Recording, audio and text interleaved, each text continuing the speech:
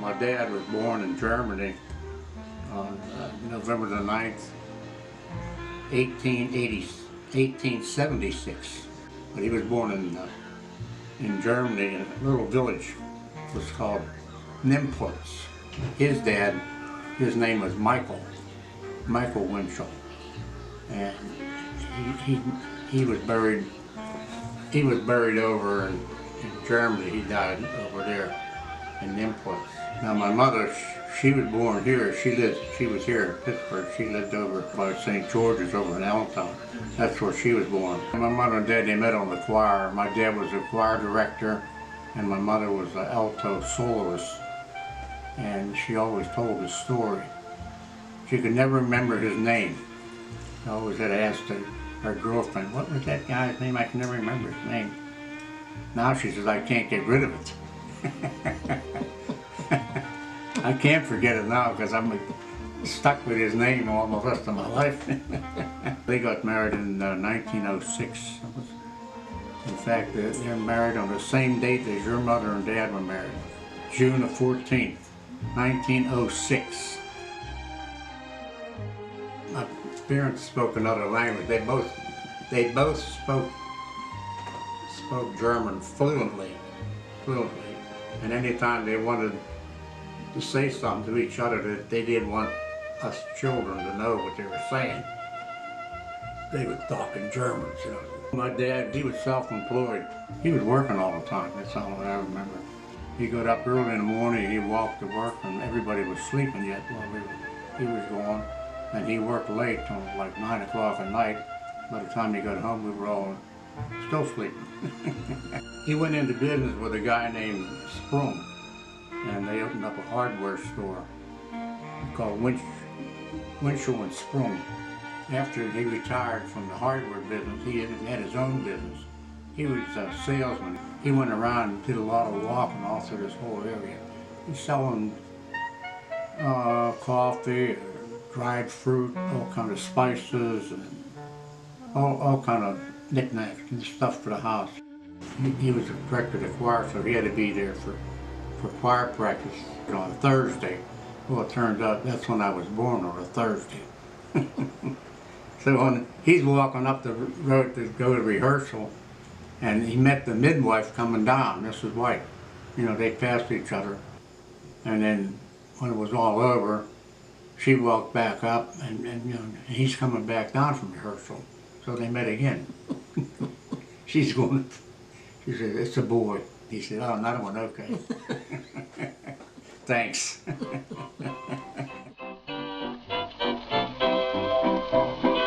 As it turned out, we had a third floor. My mother used to call it the bachelor apartments. And every time my brother would come home, like Father George, every time he would come home for a visit or whatever, you know, he was asleep upstairs.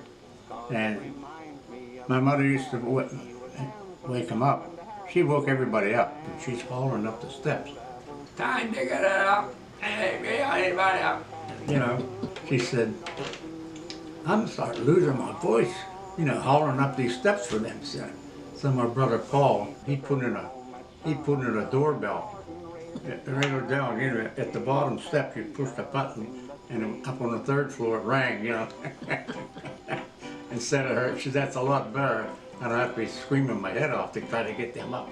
She's ringing that bell. I always said, I had 6 brothers and my sister had 7. Their names were, the oldest one was Herman Joseph Winchell, Marie, Joseph, Margaret, and then my next brother was Regis, we called him Regis, but his full name was John Francis Regis Matthias Charles Joseph Winchell. And then my brother Francis DeSales and brother Paul, my brother Cyril, and myself. So there was 9 of us. 2 oldest boys became priests, and my sister Margaret, she became Romaine, and she entered the convent at St. Francis in Millville. And then later on, my brother Cyril, he became a deacon. I admired them all, you know, they were all. I admired the whole family because I was the youngest. They were all before me, so I always looked up to all of them. Being that I was the youngest of 9 and we had 7 boys, everything I had was hand-me-down, everything. In the 30s, when the Depression hit, so there was no money to be had, and people were out of work. We got everything handed down. That one there, about the only new clothes I had. So we survived somehow, through the Depression. It was tough. Of course, I didn't realize that I was only 6 or 7. I just went along with whatever the family did, We just stayed home, no place to go. We used to do a lot of playing, outdoor playing in the yard. That was a big thing, It was a big thing. You walk, run around, and play ball or play, whatever. My brother Cyril and I, we used to play a lot of football, basketball, baseball, whatever, all kind of sports. We had a long place to run around. And the whole place was filled with fruit trees. We had a peach tree, apple tree. It was always real nice, but a lot of property and a lot of space to run around, especially when you're little, But then later on, it turned out to be a lot of grass to cut. And in those days, all we had was a push mower. They tried to cut all that grass with a push mower. Oh boy, that was something. I remember having one dog. We had a dog one time when I was little. His name was Fluffy. It was black and white. I don't know what kind of dog it was. It was a mutt, something you find in all the streets or something like that. But I remember one time, my mother and dad were out playing cards, and they were leaving us, Cyril and I, alone. And they said, "You gonna be all right?" I said, "Oh yeah, we got the dog here." So when we went to bed, we put the dog in between us. He was in bed with us. I'm on one side, the dog's in the middle. Brothers on it. Yeah, he protected us.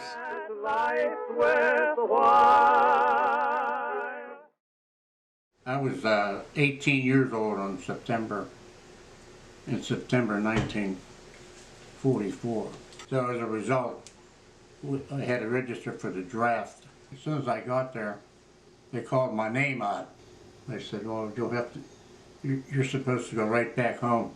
My dad, it turned out, my dad took a stroke at that time at home, and they didn't think he was going to make it. And we were waiting for all the family to come together, Father Luger, he was in Kansas, so he had to come home, and then Father George was in Loretta, he come home. So we all got together, and my dad passed away on March the 15th. His funeral was on March the 19th, which was St. Joseph's Day, and my dad was always like a model of St. Joseph. Real quiet, he never said much, and probably couldn't get a word in. My mother did all the talking. And when the funeral was over, I had to go right back. I ended up in Indiantown, Daptable, all by myself. I didn't know anybody. I was real depressed because my dad just died, passed away, and I didn't know anybody from anybody, So, but as it turned out, I got drafted in the Army, and we went for 17 weeks of basic training down in Florida. After basic training, we had 2 weeks. Well, as it turns out, when I was home on furlough and ready to go for more training after 6 weeks in Alabama, that's when they dropped the atomic bomb. And because of that, the Japanese surrender was almost guaranteed, But they dropped another bomb. They dropped 2 of them while I was home on furlough. I had to go back to Alabama, report back down there. After about a week at Alabama, I got on troop train again. We went to Fort Ord, California. Then we got on a boat. Took us over the Pacific. They dropped us off in the Philippines. And most of the guys that were dropped off there stayed a while, and then they all went to Japan for occupation troops. I was hoping I'd go too, but As it turns out, I ended up in a hospital there, and I was a lab technician in charge of the blood bag for the hospital. So I stayed in the Philippines for over a year, about a year and a half, and then I came back on a boat again, came back home, and that's when I met this guy here. That's me, of course, and that's my classmate, Larry Ficker. I didn't know he was over there. We were on the same boat coming back, man. There were like 5,000 guys on that boat.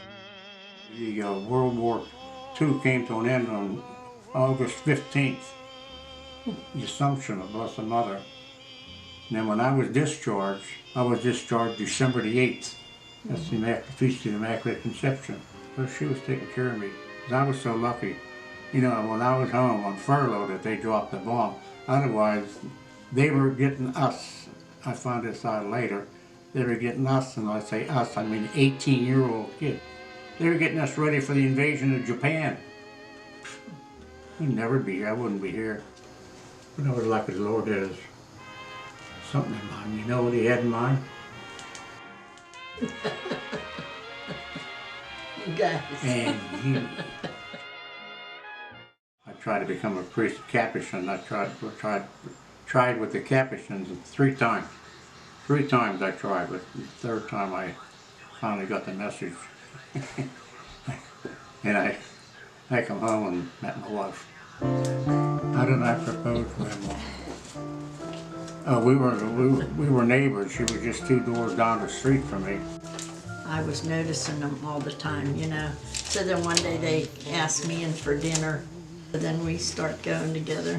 Then my landlady started working on me and said, oh, people are gonna say you took him out of the monastery and all this stuff, because he was older.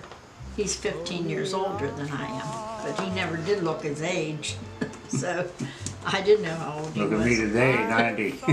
So I was giving him a hard time for a couple months. I wouldn't answer the phone. I said to my Aunt Grace, if he calls me, tell him I'm not here. She says, I'm not lying for you. So I'd go out the door and get down to the high school and walk around. I remember she bought me a watch. Well, as I found out, I don't know if it's still true today, but if you buy somebody a watch, that means you're ready to get engaged. I didn't know that. I didn't know that either.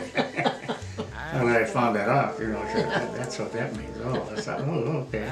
Guess we're going to get engaged. We got engaged next month. And we got married that next year. It was Aunt Grace who told me, if that's what you want, that's, you know, you'll know. My mother always said that you'll know that that's what is to be. Yep, happily ever after.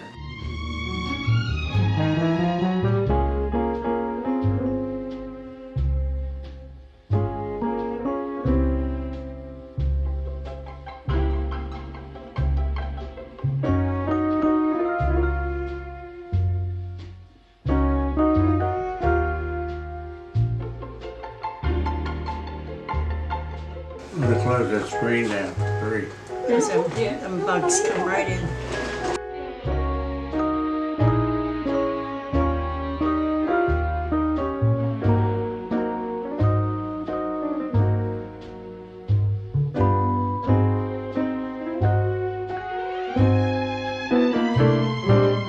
Unforgettable in every way, and forevermore, that's how you'll stay. That's why, darling, it's incredible that someone so unforgettable thinks that I am unforgettable too.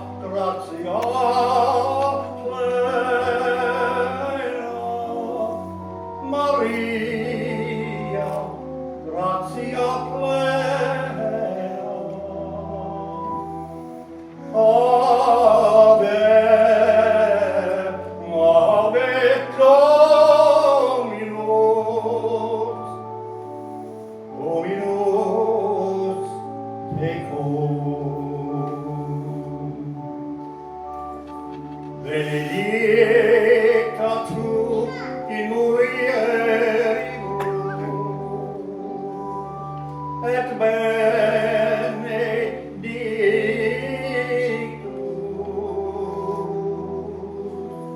et benedictus